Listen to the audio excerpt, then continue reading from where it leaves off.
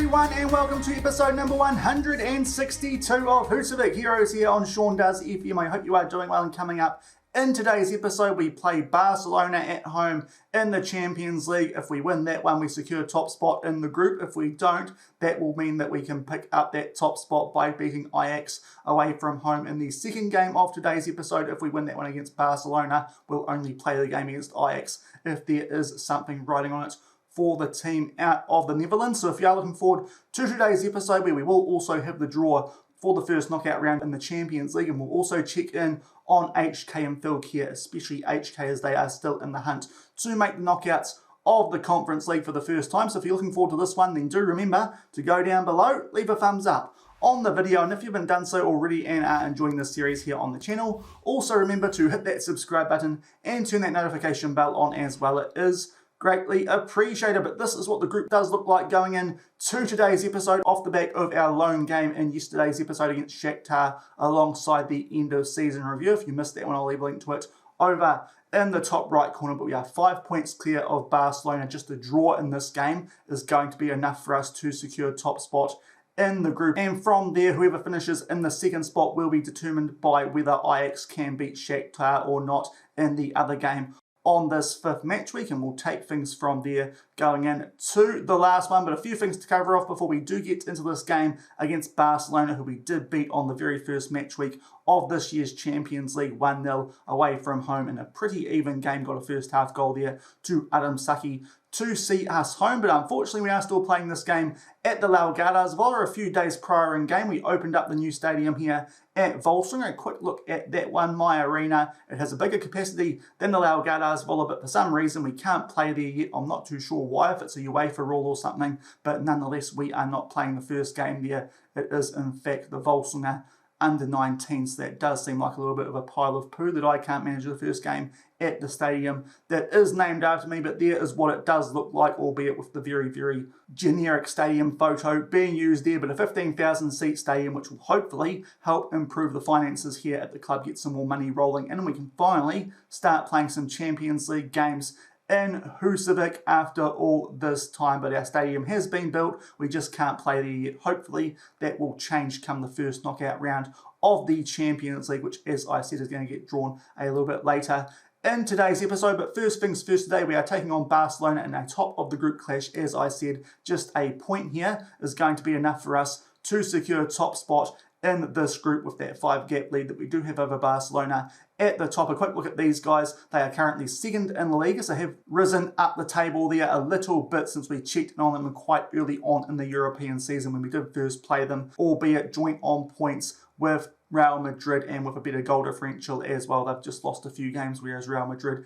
have drawn a couple. But hopefully at home here we can pick up a similar result to what we did in that first match week. Hopefully even do a little bit better and secure ourselves top spot in this group with a game to spare. And hopefully that's going to see us get an easier draw come the first knockout round of the Champions League, unlike last year, where even though we topped our group, we somehow ended up taking on Manchester City. But our team going into this game, we don't have too many injury concerns. The two players who are injured, Olafsson, a youngster, and Huel Lurvik, aren't being used regularly for our Champions League team anyway. Kalen Rakasan has just come back from injury, but it's only recommended for 45 minutes. So we're going to put out exactly the same starting 11 as we did for yesterday's game, but Rakasan makes his way onto the bench for Nalek Voskanyan. But apart from that, pretty much the same team. We'll come back shortly and see what Barcelona do look like from the freezing cold Laogadas Villa and try and secure a top spot in this group.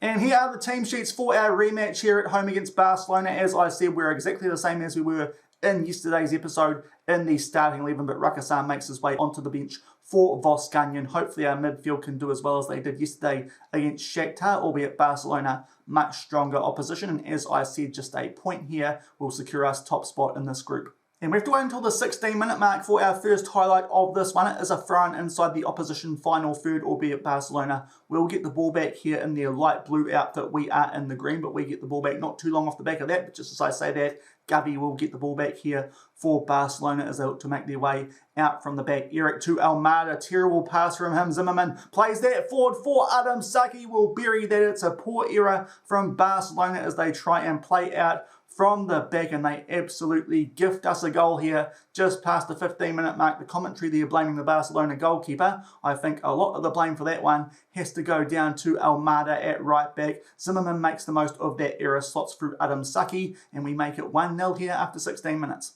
And only a few minutes off the back of that previous goal, we have another throw in a pretty similar position just on the other side of the pitch. And we again try and get on the attack. Nice ball, far post there for Nicola Zimmerman. They do scramble that away, do Barcelona, but early chances are in our favour. Still 1-0 after 20 minutes. And we've just made our way past the half-hour mark, and yet again for the third time in this game, we start things off with a throw-in inside the Barcelona half. So it does look like so far we are well on top in this one. Hopefully we can pick up a cushion goal. Nice ball there for Nicola Zimmerman, but the shot is a little bit weak, and it's still 1-0 with about 10 minutes left in the first half. And going forward now to the 40-minute mark, and Barcelona might get their feet on the ball for the first time in this game for a decent period, as they do have a highlight here starting with a free kick, and steadily make their way into our half, albeit they are forced to go back to their defence, but it does look like this highlight might be in their favour. Nice ball there from Ravella for Gavi. What can he do? Our defence covers that quite well, and Calvolin will make a decent save. So that's the first threat that Barcelona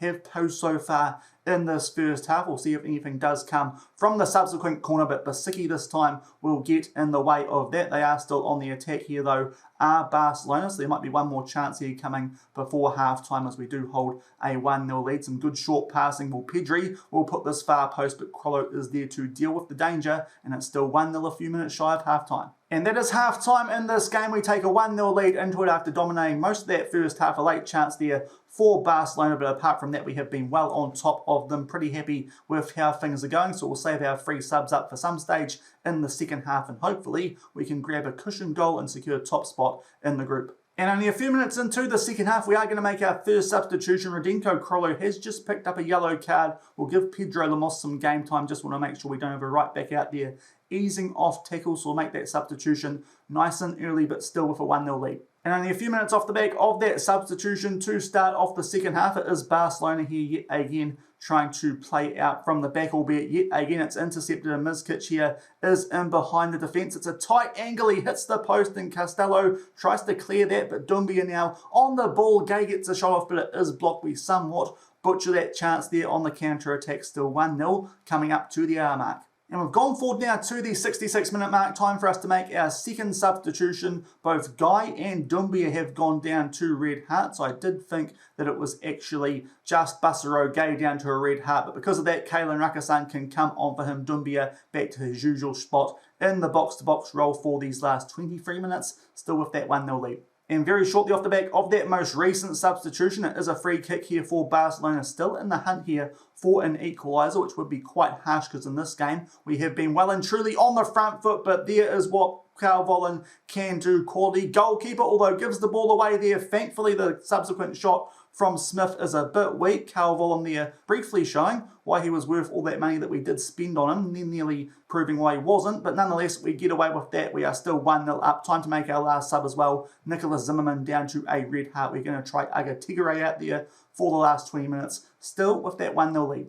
And we go forward now to the 73-minute mark. It's a free kick here for Barcelona off the back of a highlight where Adam Saki was quite clearly offside and just hit it straight at the goalkeeper anyway. Barcelona were briefly on the attack there, but we do get the ball back here deep inside our own half and start to get this on the front foot, albeit play that back now to Filippo Dinelli. But so far, at least yet again until we made that substitution, that midfield without Rakasan was performing quite well. That could be quite interesting because despite what happened early in yesterday's episode, he still doesn't want to sign a new contract here, but we'll ditch that for now because Adam Saki puts that away off the back of a slide tackle which did fall to his feet very, very kindly off of the ball put in here from Tigre. In fact, it was actually Pedro Lemos, so I've got that completely wrong, but he puts a ball in there, slide tackle from Castello, falls to Saki, buries that away, and that should be top spot in the group, secured now 2-0 up with only 15 minutes left. And with 3 minutes left in this one, we have a highlight of thrown right on the halfway line. We briefly give the ball there to Barcelona, but they kindly give it back to us, and Lemos here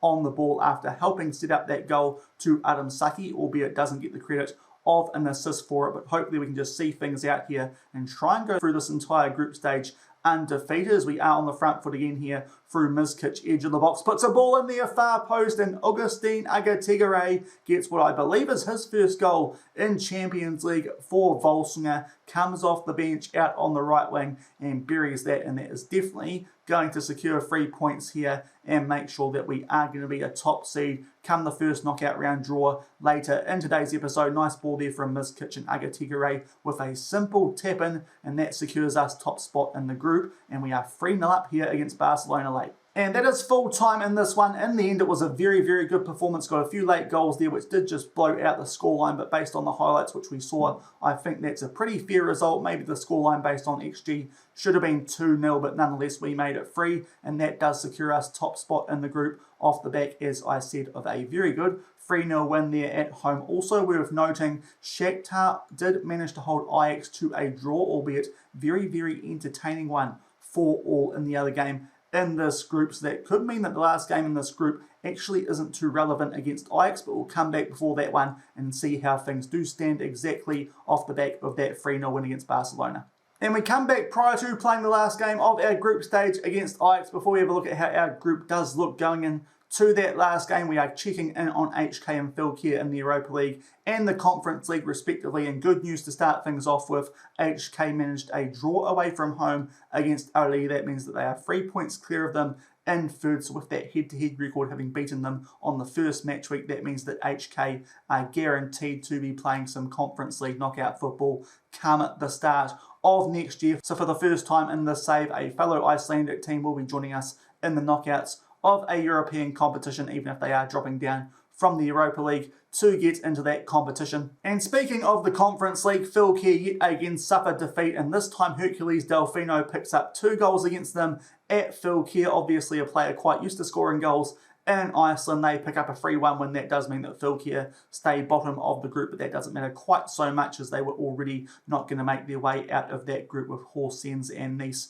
doing a good job. Their last game of the group stage is at home against Horsens. It does look like they might be finishing bottom of that group, albeit that goal differential not quite as bad as it was come the end of yesterday's episode. But we are about to play our last game of the group stage here against Ajax, but there is absolutely nothing writing on it. So what we are going to do is just show you guys the highlights of this one. That is because Ajax are on 4 points, Barcelona on 7, and of course because Barcelona beat Ajax twice, Ajax cannot go past them. So nothing writing on this game, and you'd imagine that Barcelona are going to beat Shakhtar anyway at home. So you'd imagine there's going to be no real change to what the group does look like off the back of this final match week. So we'll just give you guys a quick update on the team that we're going to put out for this last game before we come back and show you guys the highlights of it prior to having a look again at how HK and Fylkir end up in their groups in those lower competitions before we do take part in the first knockout round draw. A quick injury update, not that it matters too much at this stage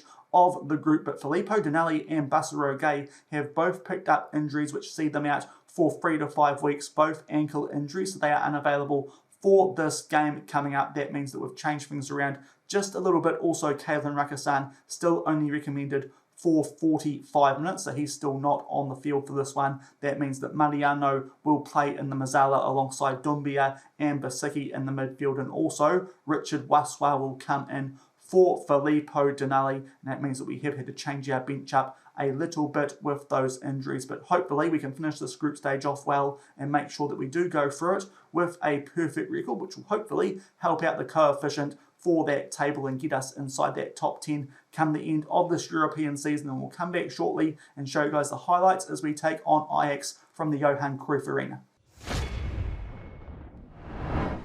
And we are back about to take part in the first knockout round draw for the Champions League. Also check in on where HK and Fylkir did finish off in their groups. But here are the highlights from that last game, which we did play against Ajax. As I said, not much writing on this one at all for any of the teams, and we performed really well here away from home at the 14-minute mark on the front foot here down our right-hand side, and in the end it was a deflection off Saki. It fell to Fabio Mariano. He puts that away in the bottom left corner to give us an early 1-0 lead, and only a few minutes later we made the scoreline 2-0. Nice ball over there for Nicholas Zimmerman, buries that into the top left corner, and we were 2-0 up at the 16-minute mark. It took us until around the hour mark to make it 3-0, some good short passing, and in the end Zimmerman squares this for Adam Saki buries that in the top left corner to make it 3-0, and then we put a cherry on top about 4 minutes later, and Adam Saki picked up a double Zimmerman here on the front foot, again squares that, and Saki this time finds the bottom left corner, and that means that we go through our group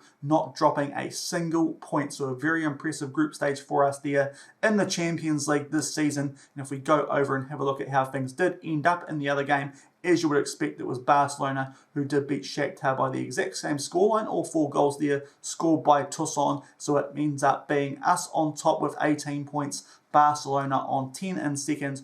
Ajax hold third, go down to the Europa League, albeit with a miserly total of 4 points, and Shakhtar are out of Europe after only managing 2 draws throughout that entire group stage. So that's what things do look like in our group. Before we have a look at all the groups before we take part in the first knockout round draw, though, we're going to check in on the other Icelandic teams and see if they have any knockout football to look forward to. And these are the teams who have qualified down in the Europa League. We'll steadily make our way down until we do get to HK, unless you were curious to see how any of the teams down in this competition did get on, but down to the bottom half. In the end, HK actually ended up with 5 points. They picked up a draw on their last match week at home against Monaco, so that's quite a good point for those guys, and that means they ended up 4 points ahead of Ari, and they are making their way through to the first knockout round draw for the Conference League, the first time that HK do have some knockout football. And down to the Conference League, where HK are going to be come the start of 2035. We'll steadily make our way down this one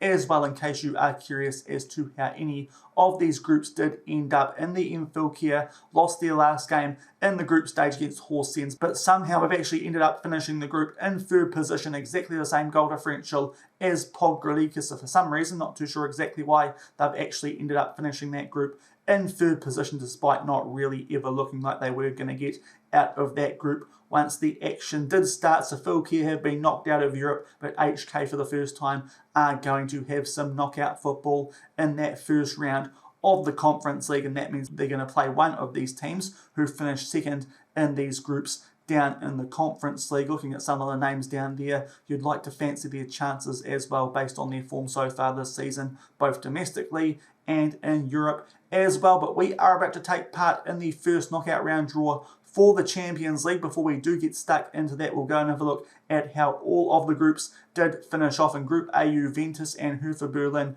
make their way through. Hertha Berlin, the team who we could draw out of that group. Group B, Chelsea in top spot, Inter Milan in second. That would be an interesting matchup, of course, with Kenny Boreal being at Inter after the most recent transfer window here in Iceland. Group C, PSG and Dortmund make their way out of that one. Group D was our group. Group E, this looked like the weakest group in the Champions League this season. Leicester on top and Sporting in second. Would quite like that draw, truth be told. Group F, Bayern on top and Lille finished second in that group. Group G, Man City finish on top of their group this season, which is good news because it means we can't get those guys like we did last season. AC Milan finished second in that group. And down to the bottom group, which is probably the most worrying one in terms of the team who could have finished second, Manchester United on top, Real Madrid in second. That is the team we definitely want to avoid after they knocked us out in the semi-finals 3 seasons ago. So that's what things do look like going in to this first knockout round draw, and we'll get straight into things. First out of the hat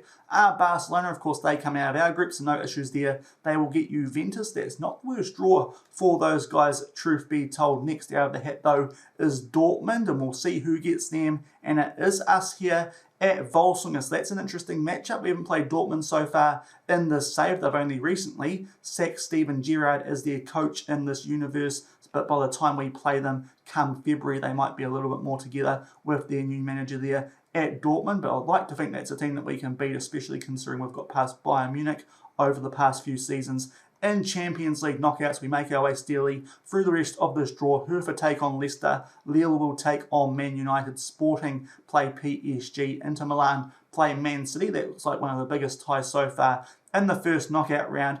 Real Madrid, they will get Bayern Munich. That's another big one there in the first knockout round, and that leaves AC Milan to take on Chelsea. So that's what the first knockout round does look like. Come the start of next week, we are playing Dortmund. They currently find themselves 4th in the Bundesliga. Brand new manager there in Oliver Glasner. They've got a few familiar names in terms of youngsters who are around Europe currently in their squad, but just looking at the overall quality of that team, I'd like to think that we can get the better of those guys based on our performances in Europe over the past few seasons. We'll just go forward a little bit further now and see who HK do get in the first knockout round of the Conference League before we do wrap things up for today. And we've gone forward a few more hours off the back of that knockout round draw for the Champions League, and here's what things do look like down in the Conference League. HK have ended up with Cypriot opposition there in Apollon Limassol. I would like to think that's a team that they can actually beat, so I think that draw has been quite kind there to HK, a 3-star reputation team out of Cyprus, which is a league in game which is not playable. So I would like to think that HK can actually make their way through to that second knockout round of the Conference League, and from there it would be interesting to see where they do end up. And both of those leagues do take place in between the first and second leg of our first knockout round tie, so we'll have an update on that come the second episode of next week. But we get Dortmund in the first knockout round of the Champions League, and HK, as you can see, they get Limassol in the first knockout round of the Conference League. But that will do it for today's episode. If you did enjoy it, making our way through in top spot from our group, then do remember to go down below, leave a thumbs up on the video, and if you haven't done so already and are enjoying this series here on the channel, also remember to hit that subscribe button and turn that notification bell on as well. It is greatly appreciated. We'll come back at the start of next week with probably just the first leg of that first knockout round tie, seeing as there is about a month in between those ones, and of course the transfer window does open up in and around that as well. The only thing I can imagine that might happen is that if Kalen Rakasan continues to not want to renew his contract, we've just been shown over those past few games we can get by okay without him. I think we might actually look to let him go should he not re-sign a contract here come around mid-January. We might cash in on him so we don't end up losing him on a free transfer. It might mean that someone like Bruno Costa ends up getting registered for the second phase of the Champions League this season. He's developing really well, playing for the under-19s in the UEFA youth competitions. That might be something which we do look at doing if Kalen Rakasan won't renew his contract. Hopefully that does change, but despite what happened at the start of yesterday's episode, he still doesn't want to renew a contract here. So that is the one issue that we do have going into the European mid-season transfer window. But apart from that, the rest of the squad should still be here come early next season. If we have some spare money, we should also be able to sign a few wonder kids as well, hopefully. So that's the only thing I can see happening transfer-wise. We might potentially lose Kalen Rakasan, but as I said, apart from that, I think everyone else should still be here, and hopefully, as I said, we might get a few other deals across the line before we come back for that first leg of that first knockout round against Dortmund. But that's what's coming up early next week. We should be back on Monday UK time, Tuesday New Zealand time, albeit I do have a booster at the start of next week, a COVID jab, so if I don't feel too well after that, I'll let you guys know down in the comments that we're going to be missing out on a video at the start of next week. But all things going well, we'll come back Monday for that first leg against Dortmund, and until then, thank you very much for watching, keep on keeping on, and I'll see you then. Cheers.